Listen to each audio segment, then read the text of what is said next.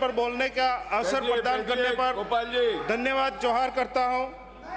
मैं राज्यपाल महोदय का अभिभाषण बड़ी उम्मीद, बड़ी आशाओं के साथ सुन रहा था, किंतु अनुसूचित क्षेत्र के लिए, आदिवासी समाज के लिए इसमें कोई रोड मैप नहीं था। रफीकी बैठिए।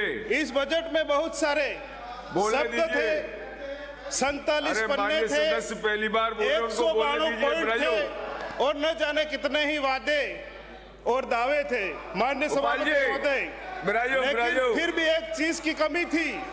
अरे यहाँ पर दलित पीड़ित, सदन को विद्यार्थी, बेरोजगार चलने दिया जाए और इसकी गरिमा बना के चलो।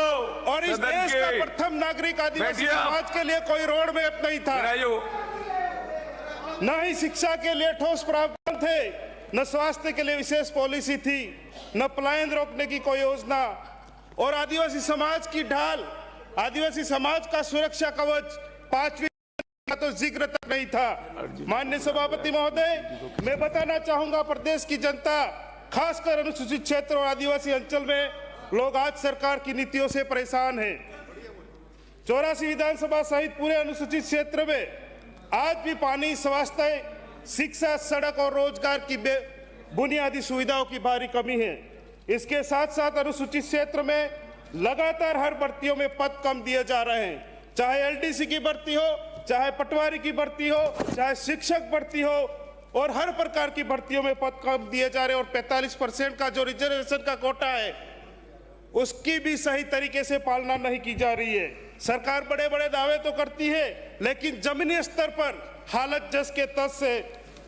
और शिक्षा की हम बात करें तो शिक्षा के क्षेत्र में सरकार की नीति आदिवासी बच्चों और शिक्षकों दोनों के भविष्य के साथ खिलवाड़ कर रही है।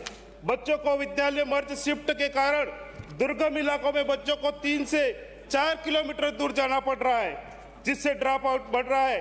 दूसरी ओर 3rd ग्रेड शिक्षक के तबादलों का समय भी तय नहीं किया जा रहा है, जिससे न तो शिक्षक संतुष्ट है और न ही पढ़ाई की व्यवस्था सुधर पा रही है। स्कूल है लेकिन शिक्षक नहीं है, यह भी बहुत ही बुरे हाल है। माननीय सभापति महोदय, हम जब स्वास्थ्य की बात करते हैं तो स्वास्थ्य सेवाओं की हालत और भी चिंताजनक है। सामुदायिक स्वास्थ्य केंद्रों में डॉक्टर और विशेषज्ञ नहीं है, भवन अधूरे हैं और समय पर एम्बुलेंस नहीं पहुंचती है।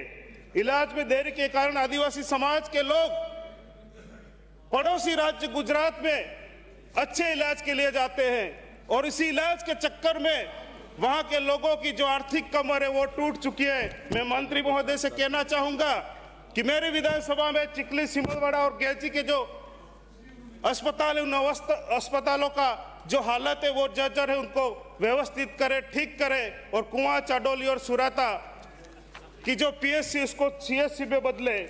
माननीय सभापति महोदय, अब मैं युवाओं की बात करूं तो इस बजट में राजस्थान के युवाओं को फिर से निराश किया। मैं सरकार से पूछना चाहता हूं कि क्या युवाओं की पीड़ा आपको नजर नहीं आ रही है? प्रतियोगिता परीक्षा की तैयारी में विद्यार्थियों की जवानी खप चुकी है। घर से उम्मीद, समाज से दबाव लेकर युवा जी रहा है। यह सिर्फ बेरोजगारी नहीं, सामाजिक संकट है और यह संकट युवाओं के लिए एक आपदा बन चुका है। माननीय सभापति महोदय, प्रदेश का युवा आज ठगा सा महसूस कर रहा है। भर्ती परीक्षा समय पर नहीं हो पा रही है और हो रही है तो गरीब आदिवासी बच्चों के परीक्षा केंद्र 150 से 200 किलोमीटर तक दूर दिए जा रहे हैं। स्वीकृत पद वर्षों से खाली है और अनुसूचित क्षेत्रों की जो अंकों की बाध्यता के कारण कई पद खाली पड़े हैं। सरकार से मांग करता हूं कि अनुसूचित क्षेत्र में अंकों की बाध्यता हटाई जाए और बैकलॉग पदों को भरा जाए। अस्थायी नौकरियों की जगह संविदा व्यवस्था बढ़ाई जा रही है। राजीव गांधी युवा मित्र, जिन्होंने गांव-गांव सरकार की योजनाओं में काम किया, सरकार बनते ही निकल दिए गए और आज वे दर-दर की ठोकरें खाने को मजबूर है।